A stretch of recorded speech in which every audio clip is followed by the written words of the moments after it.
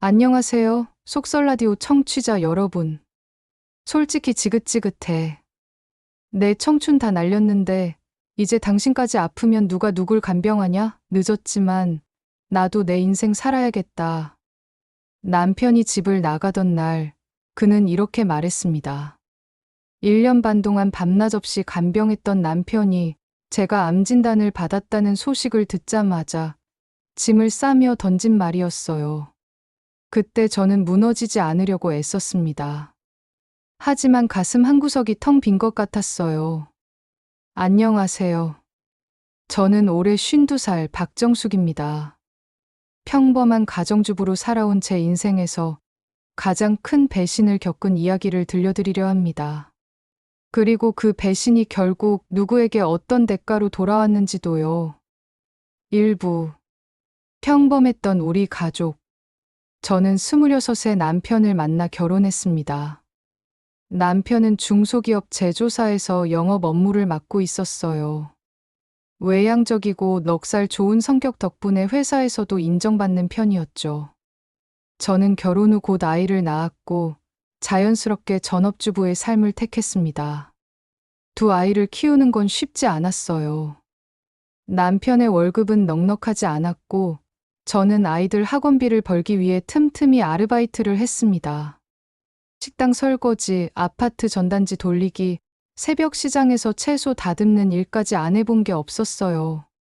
아이들이 친구들보다 뒤처지지 않게 해주고 싶었거든요. 남편은 집안일이나 육아에는 별로 관심이 없었습니다. 내가 돈 벌어오는 게 가장 노릇 아니냐는 말을 입버릇처럼 했어요. 주말에도 회사 사람들과 골프를 가거나 술자리에 나가는 일이 잦았죠. 저는 불평하지 않으려 했습니다. 그게 남자의 사회생활이라고, 가장으로서 스트레스 푸는 방법이라고 이해하려 애썼어요. 시댁과의 관계는 나쁘지 않았습니다. 시어머니는 엄격하신 분이었지만 제가 성실하게 집안일을 돌보고 아이들을 잘 키우는 모습을 보시며 조금씩 인정해 주셨어요. 특히 시동생은 저와 나이 차이가 많이 나지 않아서 편하게 대해주었습니다. 시동생은 지역 사회복지관에서 근무하는 사회복지사였는데 형과는 다르게 조용하고 차분한 성격이었어요. 형수님이 고생 많으시네요. 우리 형이 집안일 도와주지도 않는다면서요? 시동생이 가끔 이렇게 말할 때면 저는 손사래를 치며 웃어넘겼습니다. 괜찮아요. 그래도 가장으로서 책임감은 있으니까요. 세월이 흘러 아이들은 대학에 진학했고 저는 이제야 제 인생을 조금씩 돌아볼 여유가 생겼습니다. 늘 하고 싶었던 요양보호사 공부를 시작할까 생각도 했어요. 하지만 그 생각은 오래가지 못했습니다. 그해 가을 남편이 회사 건강검진을 받고 왔습니다. 평소보다 안색이 안 좋아 보여서 제가 물었어요. 오늘 피곤해 보이네요. 무슨 일 있어요?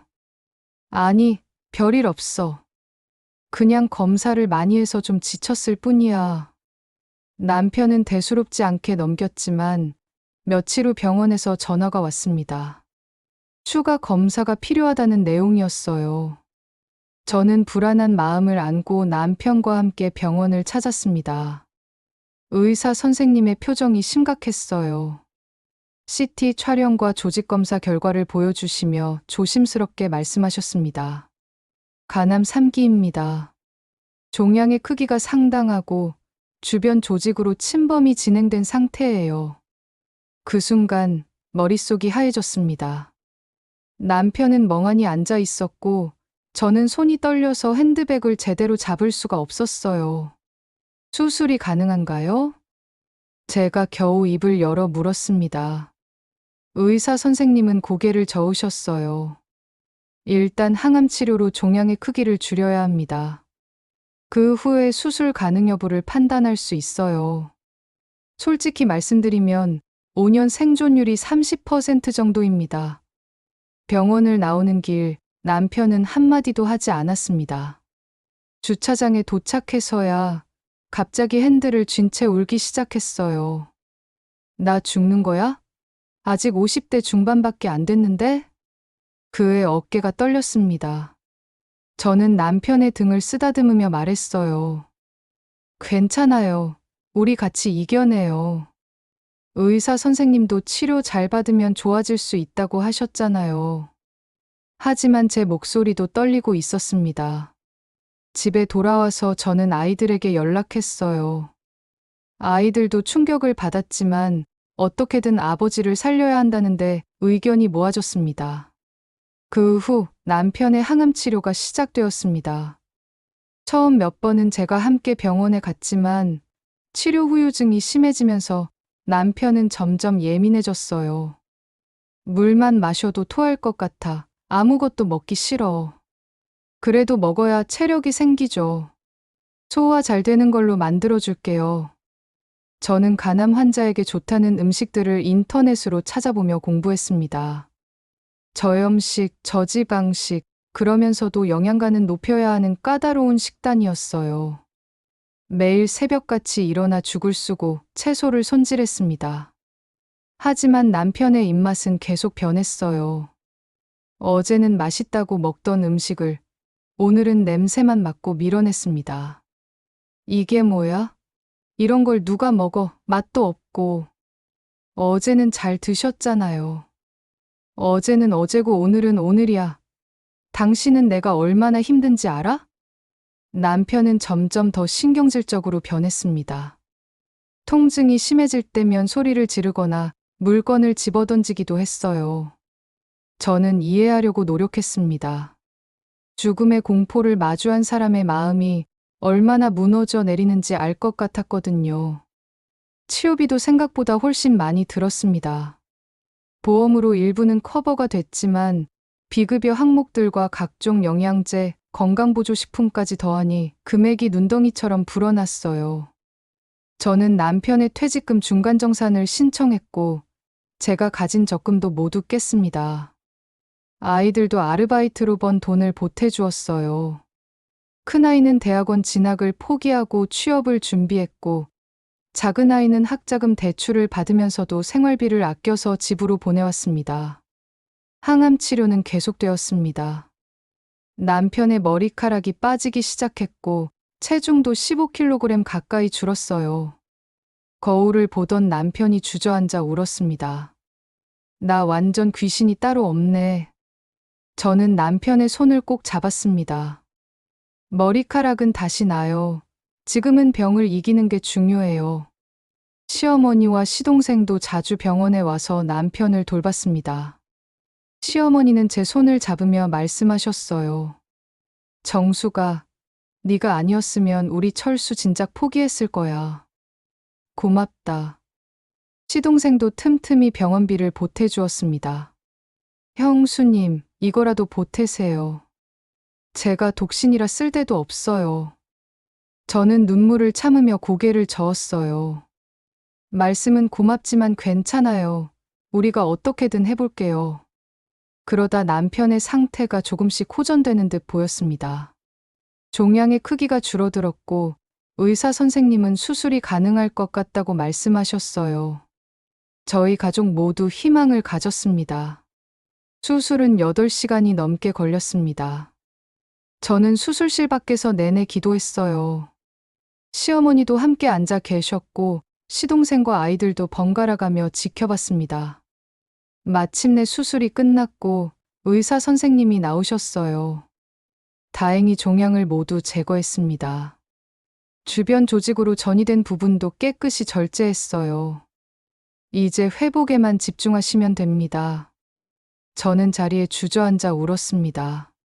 시어머니도 눈물을 훔치셨어요. 아이고 살았구나. 우리 아들이 살았어. 수술 후 회복 과정도 쉽지 않았습니다. 남편은 통증을 호소했고 상처 부위 관리도 까다로웠어요. 저는 병원에서 간병하는 법을 배워서 집에서도 소독하고 약을 발라주었습니다. 아파. 좀 천천히 해. 미안해요. 제가 조심할게요. 남편은 여전히 짜증을 냈지만 저는 참았습니다. 이 모든 게 병 때문이라고 건강만 회복하면 다시 예전처럼 돌아갈 거라고 믿었어요. 기나긴 회복 기간을 거쳐 남편은 회사에 복직했습니다. 동료들이 환영회를 열어주었고 남편은 다시 활기를 되찾는 것처럼 보였어요. 하지만 저는 달랐습니다. 1년 반 동안 잠도 제대로 못 자고 식사도 거른 채 남편만 돌보다 보니 제 몸이 망가지기 시작했어요. 목 부위에 작은 혹이 만져졌고 피로가 가시지 않았습니다. 엄마, 안색이 안 좋아 보여요. 병원 한번 가보세요. 큰아이가 걱정스러운 얼굴로 말했습니다. 저는 대수롭지 않게 넘기려 했어요. 괜찮아. 그냥 좀 피곤해서 그래. 아빠 간병하느라 그런 거니까 이제 쉬면 나아질 거야. 하지만 증상은 나아지지 않았습니다. 결국 병원을 찾았고 몇 가지 검사를 받았어요.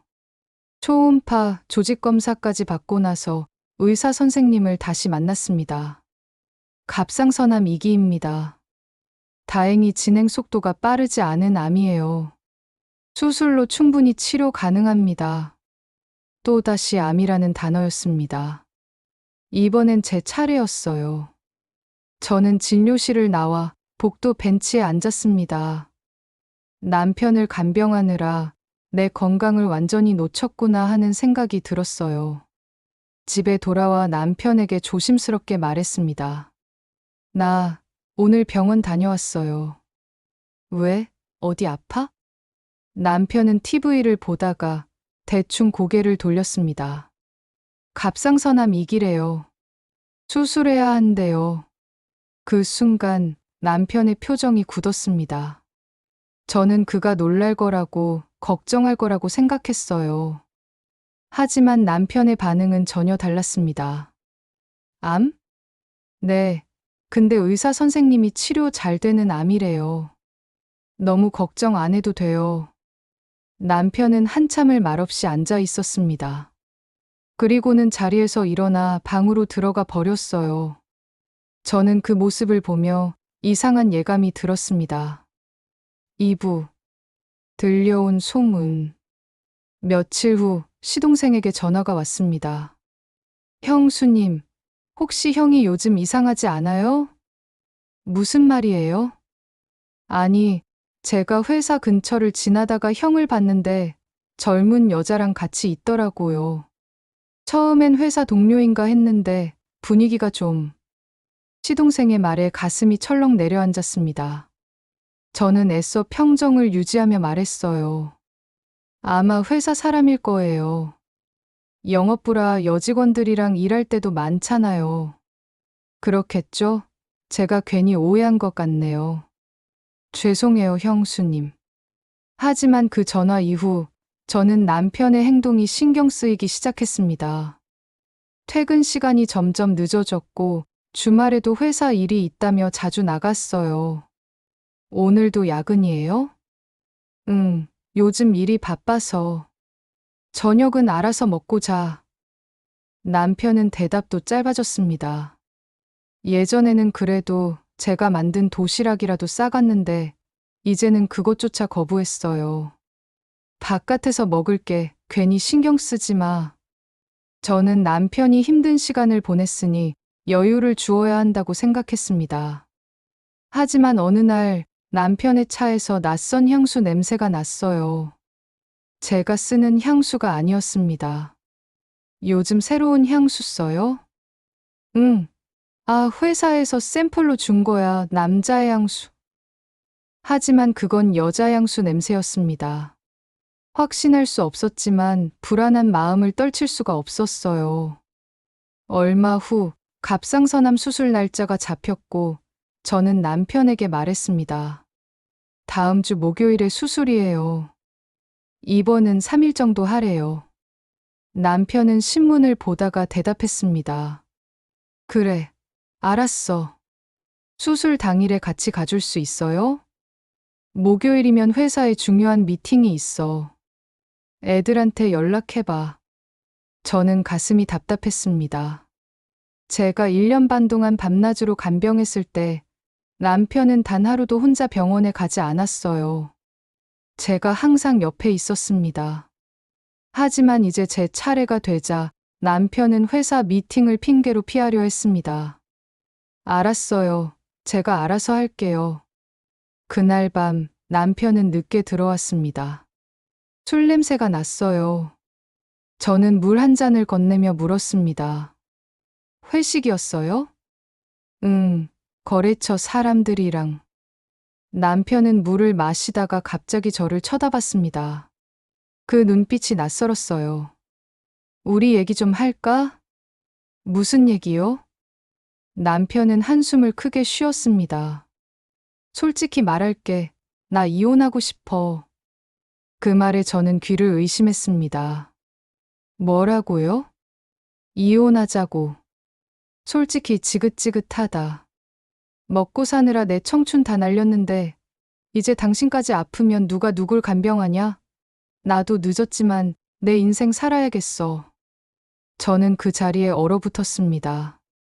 남편의 말이 믿기지 않았어요. 내가 1년 반 동안 당신 간병했잖아요. 밤새워 옆에서 지켰고 당신이 살아날 수 있도록 모든 걸 쏟아부었는데. 그래, 고마워. 근데 그게 뭐? 부부니까 당연한 거 아니야? 나도 당신한테 30년 가까이 월급 갖다 바쳤어. 이제 우리 서로 각자 길 가자. 남편은 냉정했습니다. 저는 눈물이 나오려는 걸 참으며 물었어요. 다른 여자 있죠? 남편이 잠시 침묵했습니다. 그 침묵이 답이었어요. 누구예요? 시동생이 봤다던 그 여자? 그건 중요하지 않아. 어차피 우리 사이는 끝난 거야. 먼저 이혼해야 재산 정리라도 깔끔하게 되지. 당신 보험금 내가 받으면 의리 없는 놈 소리 들을 거 아니냐. 내가 주는 위자료 받고 그냥 조용히 끝내줘. 저는 온몸에 힘이 빠졌습니다. 이게 정말 제가 목숨처럼 돌봤던 남편이 할 말인가 싶었어요. 며칠 후 남편은 짐을 쌌습니다. 큰 캐리어 2개의 옷가지와 중요한 서류들을 챙겼어요. 저는 멍하니 그 모습을 지켜봤습니다. 아파트 보증금 중에 3천만 원은 줄게. 그 돈으로 당신 수술하고 당분간 생활해.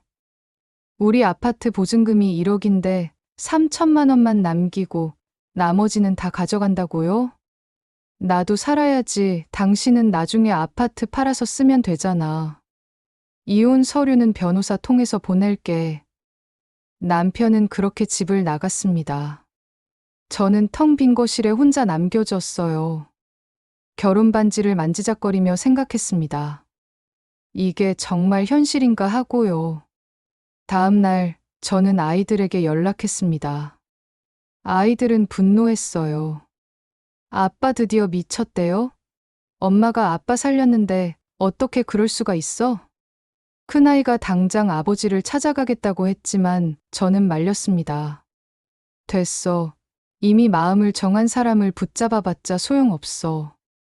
엄마는 괜찮으니까 너희들은 너희 일에 집중해. 하지만 괜찮을 리 없었습니다. 저는 매일 밤 잠을 이루지 못했어요. 30년 가까이 함께한 사람이 하루아침에 등을 돌렸다는 사실이 받아들여지지 않았습니다. 수술날이 다가왔습니다. 작은 아이가 휴가를 내서 병원에 동행해 주었어요. 엄마, 수술 잘 될 거예요. 고마워. 옆에 있어줘서. 수술은 무사히 끝났습니다. 회복실에서 깨어났을 때 아이가 손을 잡고 있었어요. 하지만 남편의 자리는 비어 있었습니다. 퇴원 후 며칠이 지났을 때 시어머니가 집에 오셨습니다. 남편이 나간 걸 아직 모르고 계셨어요. 철수는 어디 갔니? 회사 갔나? 저는 더 이상 숨길 수 없었습니다. 시어머니 앞에 앉아 모든 이야기를 털어놓았어요. 어머니, 사실은 남편이 외도했다는 것, 제가 암 진단을 받자 이혼을 요구하며 집을 나갔다는 것, 아파트 보증금 대부분을 가져갔다는 것까지 모두 말씀드렸습니다. 시어머니의 얼굴이 시뻘겋게 달아올랐어요. 뭐? 그 자식이? 지 목숨 살려준 사람을 암 걸렸다고 버리다니, 그러고도 인간이냐. 시어머니는 당장 남편에게 전화를 걸었습니다. 하지만 남편은 전화를 받지 않았어요. 몇 번을 시도해도 마찬가지였습니다. 이 자식, 어디서 숨어 지내는 거야? 시어머니는 며칠 동안 남편을 찾아다녔습니다. 회사에도 찾아가셨고 남편의 친구들에게도 연락하셨어요. 시동생도 함께 나섰습니다. 형수님, 제가 형 회사 앞에서 기다려볼게요. 어디 숨어 지내는지 알아내야죠. 결국 시동생이 남편을 찾아냈습니다. 남편은 회사 근처 오피스텔에서 지내고 있었어요. 그것도 그 여자와 함께요. 3부. 밝혀진 진실. 시동생이 제게 전화를 걸었습니다. 형수님, 형 찾았어요. 그런데 정말 화가 나서 말을 어떻게 꺼내야 할지 모르겠네요. 괜찮아요, 말해주세요. 형이 회사 격리팀 직원이랑 살고 있어요. 나이가 32인가 3이라던데 오미나라는 여자예요. 제가 오피스텔까지 따라가서 확인했어요. 저는 예상했던 일이지만 막상 확인하니 가슴이 무너지는 것 같았습니다. 형한테 당장 나오라고 했는데 형이 만나기 싫대요. 어머니 전화도 안 받고요. 고마워요. 고생 많으셨어요. 전화를 끊고 나서 한참을 멍하니 앉아 있었습니다. 그러다 문득 생각이 들었어요. 이대로 당할 수는 없다고요. 저는 변호사 사무실을 찾아갔습니다. 상담을 받으며 제 상황을 설명했어요. 남편이 일방적으로 이혼을 요구하고 집을 나갔습니다.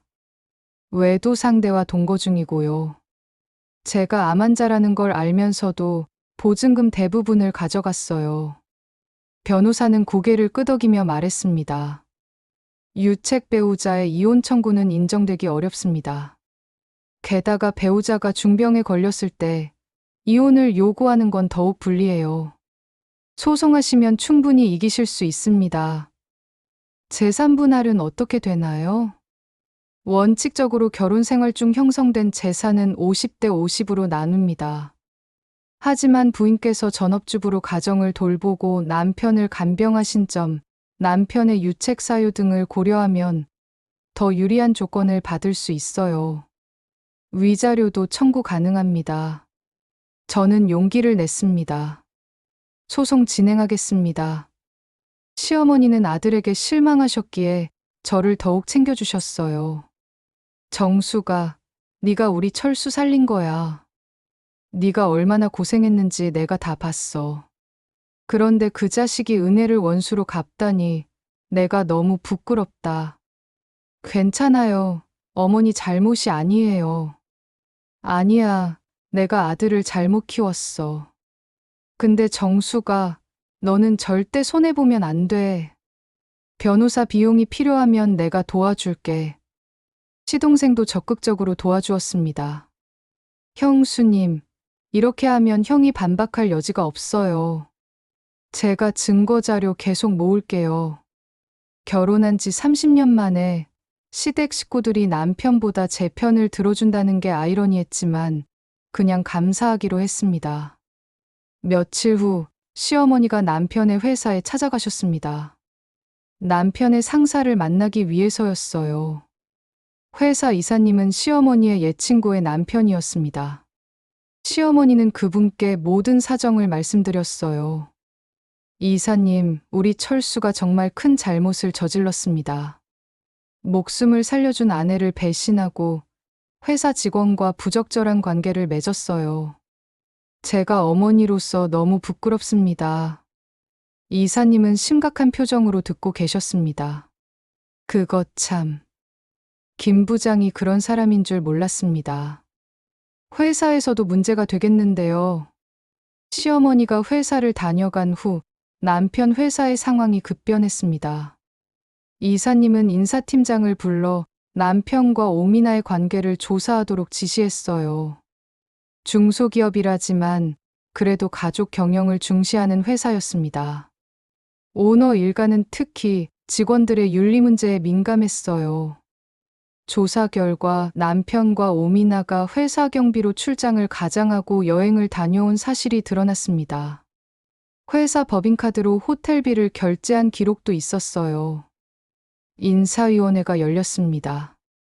남편은 경고와 함께 영업부에서 다른 부서로 발령받았어요. 실질적인 좌천이었습니다. 하지만 더 큰 문제는 회사 내 소문이었어요. 동료들 사이에서 남편의 이야기가 퍼졌습니다.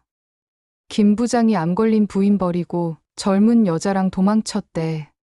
부인이 1년 넘게 간병해서 살려놨는데 인간으로서 그럴 수가 있나? 남편의 평판은 땅에 떨어졌습니다. 그동안 넉살 좋고 인간적이라는 이미지로 영업을 잘했던 남편에게 이건 치명적이었어요. 거래처 사람들도 남편을 대하는 태도가 달라졌습니다.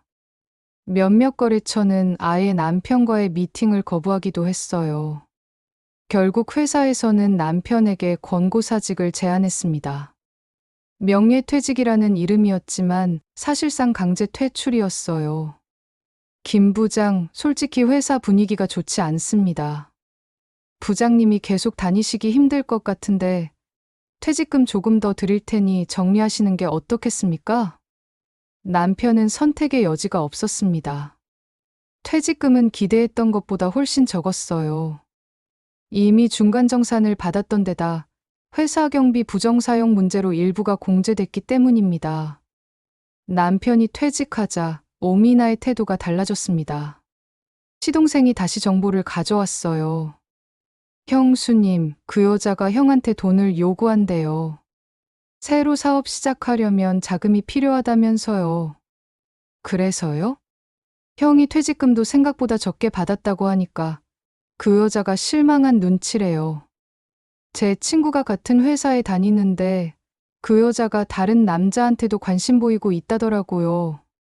시동생의 말이 맞았습니다. 한 달쯤 지나서 남편이 시어머니께 전화를 했어요. 엄마, 미나가 나를 떠났어. 시어머니는 냉정하게 대답하셨습니다. 당연하지. 네 돈 때문에 붙어있던 여자가 돈이 없어지니 떠나는 거야.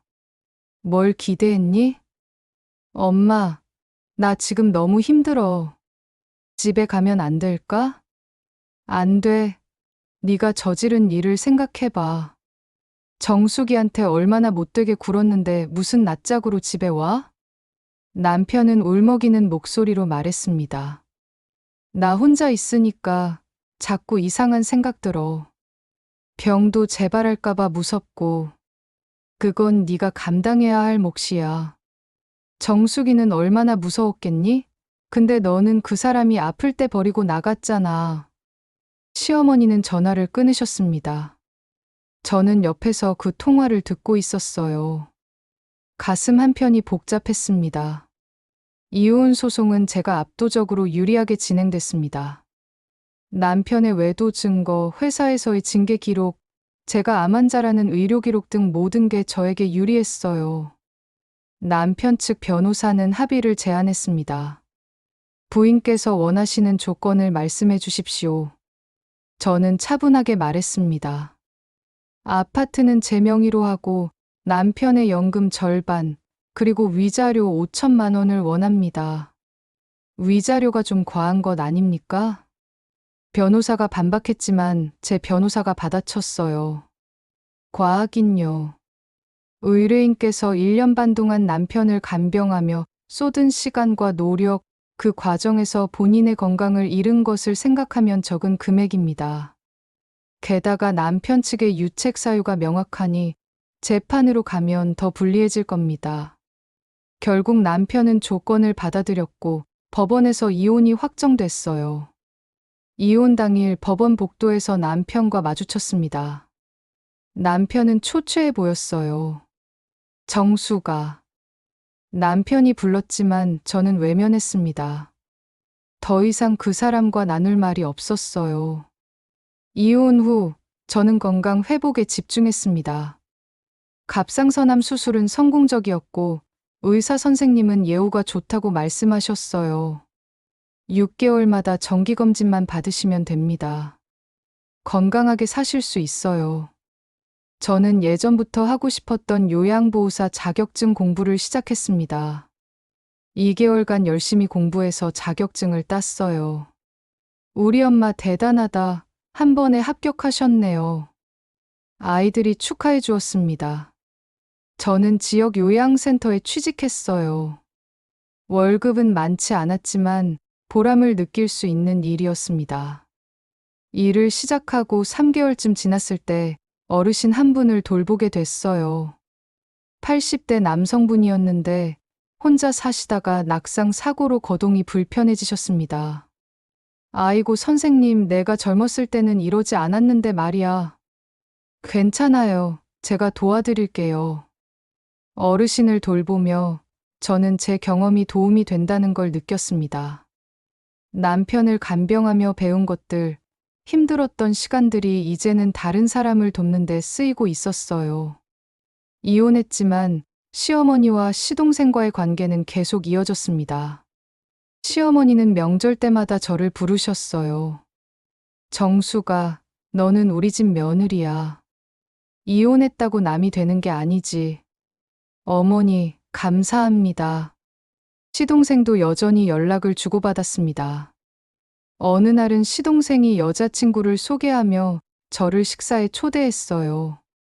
형수님, 제 여자친구 만나보세요. 제가 형수님 얘기를 많이 했더니 꼭 뵙고 싶다고 하더라고요. 여자친구는 밝은 성격의 분이었습니다. 함께 식사하며 즐거운 시간을 보냈어요. 말씀 정말 많이 들었어요. 힘든 시간을 잘 이겨내셨네요. 존경스러워요. 아니에요. 그냥 할 수 있는 걸 했을 뿐이에요. 시동생이 말했습니다. 형수님, 저희 내년에 결혼하려고요. 주례는 제가 아는 복지관 원장님께 부탁드렸는데 혹시 형수님이 축가 불러주실 수 있으세요? 제가요? 노래를 잘 부르지도 못하는데. 괜찮아요. 형수님이 불러주시면 의미가 있을 것 같아요. 부탁드릴게요. 저는 고개를 끄덕였습니다. 그럼 열심히 연습할게요. 4부. 남편의 소식. 이혼하고 1년쯤 지났을 때 시어머니께서 남편의 소식을 전해주셨어요. 정수가, 철수가 요즘 많이 아프대. 어디가 아픈데요? 간암이 재발했나 봐. 혼자 사는 고시원에서 쓰러져서 병원에 실려갔다더라. 저는 복잡한 심정이 들었습니다. 미워하려 해도 30년을 함께 산 사람이었고 그 사람의 병을 제일 가까이에서 지켜본 사람도 저였으니까요. 병원은 어디예요? 목동 대학병원이래. 근데 정수가, 네가 갈 필요는 없어. 그 아이가 혼자 감당해야 할 몫이야. 알겠어요, 어머니. 하지만 며칠 후 남편에게서 문자가 왔습니다. 정수가, 나 정말 힘들다. 병원에 혼자 있으니까 너무 무섭고 외롭다. 한 번만 와줄 수 없니? 내가 잘못했어. 정말 미안하다. 저는 문자를 읽고 한참을 생각했습니다. 가야 할까, 말아야 할까. 결국 저는 답장을 보냈어요. 나도 암 진단 받았을 때 무섭고 외로웠어요. 그때 당신은 뭘 했죠? 이제 와서 도움을 청하는 건 너무 이기적인 것 같네요. 몸 잘 추스르세요. 남편에게서 다시 문자가 왔습니다. 제발.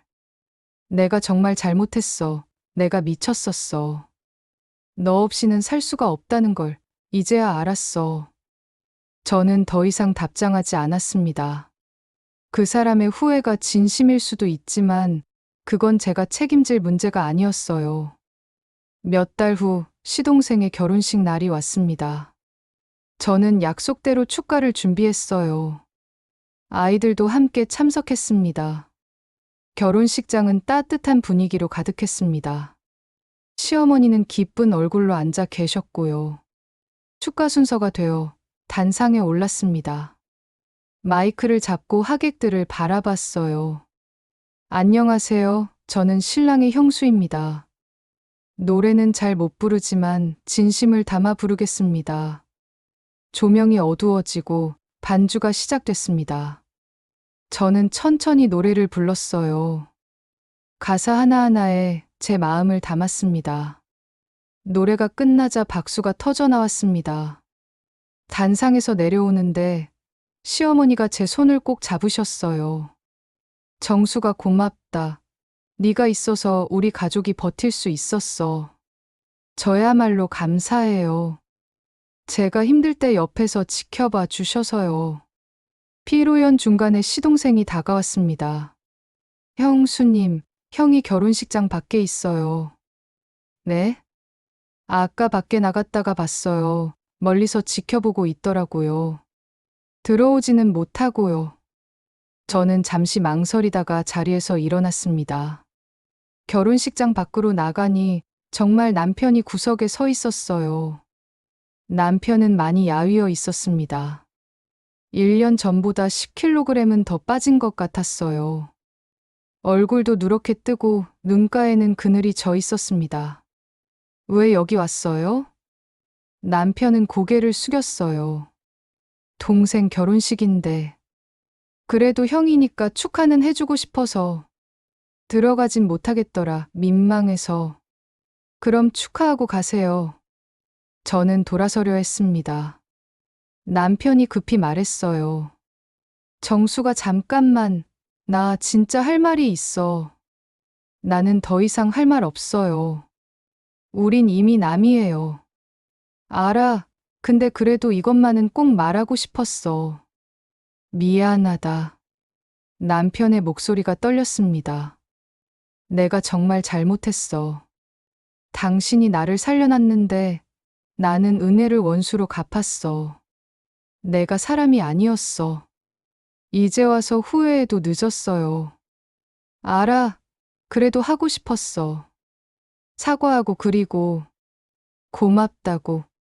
저는 남편을 쳐다봤습니다. 그의 눈에 눈물이 고여 있었어요. 고맙긴 뭐가 고마워요? 나를 포기하지 않고 끝까지 간병해줘서 덕분에 나 1년이라도 더 살았어. 당신 아니었으면 나 진작 죽었을 거야. 저는 아무 말도 하지 않았습니다. 남편이 계속 말했어요. 혼자 있으니까 알겠더라. 당신이 얼마나 대단한 사람이었는지 옆에 있을 때는 몰랐어. 그냥 당연한 줄 알았어. 근데 이제 혼자 병원 다니고 혼자 밥 먹고 혼자 아파 누워 있으니까 당신이 해준 게 얼마나 큰 건지 알겠어. 저는 한참을 침묵하다가 입을 열었습니다. 그래요. 지금이라도 알았다니 그걸로 위안 삼을게요. 이제 나는 내 인생을 살 거예요. 당신 걱정하지 않고 당신 눈치 보지 않고요. 나도 그러길 바래. 정수가 건강해. 남편은 천천히 돌아섰습니다. 뒷모습이 쓸쓸해 보였지만 저는 그를 붙잡지 않았습니다. 2년이 흘렀습니다. 저는 여전히 요양보호사로 일하고 있어요. 이제는 경력이 쌓여서 센터에서도 믿고 중요한 어르신들을 맡기십니다. 아이들은 각자 자리를 잡았어요. 큰아이는 좋은 회사에 취직했고 작은아이는 대학원에 진학했습니다. 두 아이 모두 자기들 걱정은 하지 말라고 엄마는 행복하게 살라고 말해요. 센터에서 일하며 많은 어르신들을 만났습니다. 각자의 사연을 가진 분들이었어요. 어느 날 80대 초반의 우울증이 심하신 할머니가 새로 입소하셨어요. 저는 이제 살아도 의미가 없어요. 자식들도 바쁘고 저는 집만 되는 것 같아요. 할머니는 식사도 거의 하지 않으셨습니다. 저는 할머니 곁에 앉아 이야기를 들어드렸어요. 할머니, 제 이야기 좀 들어주시겠어요? 저는 제가 겪었던 일들을 천천히 이야기했습니다. 남편의 투병, 배신, 이혼, 그리고 지금까지의 과정을요. 할머니는 제 손을 잡으셨습니다. 선생님도 그런 일을 겪으셨구나. 그런데 어떻게 이렇게 씩씩하게 사셔요? 처음엔 저도 무너질 것 같았어요. 하지만 살다 보니까 인생이 한 번의 일로 끝나는 게 아니더라고요. 다시 시작할 수 있는 기회가 온다는 걸 알았어요. 저도 다시 시작할 수 있을까요? 물론이죠. 할머니 아직 건강하시잖아요. 센터에서 프로그램도 많이 있으니까 같이 해보시는 거 어때요? 할머니는 고개를 끄덕이셨습니다. 그날 이후 할머니는 조금씩 변하기 시작했어요. 프로그램에도 참여하시고 다른 어르신들과도 어울리셨습니다. 몇 달 후 할머니가 제게 말씀하셨어요. 선생님 덕분에 다시 살맛나요. 고마워요. 제가 한 게 없는데요. 할머니가 스스로 힘을 내신 거예요. 이런 순간들이 제게는 가장 큰 보람입니다. 저는 요즘 환하게 웃으며 하루를 시작합니다. 제 인생의 두 번째 장은 지금도 계속되고 있습니다. 혹시 지금 힘든 시간을 보내고 계신 분이 계시다면 이 말씀을 드리고 싶어요. 인생은 한 번의 배신이나 고난으로 끝나지 않습니다. 무너진 것 같아도 다시 일어설 수 있습니다. 저는 50대 초반에 암 진단을 받고 남편에게 버림받았습니다. 그때는 정말 세상이 끝난 것 같았어요. 하지만 지금 돌아보면 그 시간이 제게 새로운 시작을 준 셈입니다. 헌신을 배신한 사람은 결국 그 대가를 치르게 됩니다. 제 남편은 경제적 안정과 가족의 사랑, 두 가지를 모두 잃었어요. 하지만 저는 다릅니다. 저는 제 힘으로 다시 일어섰고 새로운 삶을 만들었습니다. 사랑하는 아이들이 있고 보람 있는 일이 있고 저를 응원해주는 사람들이 있습니다. 여러분도 할 수 있습니다. 지금은 힘들어도 반드시 더 나은 내일이 올 거예요. 저처럼요. 언제나 응원하겠습니다. 감사합니다.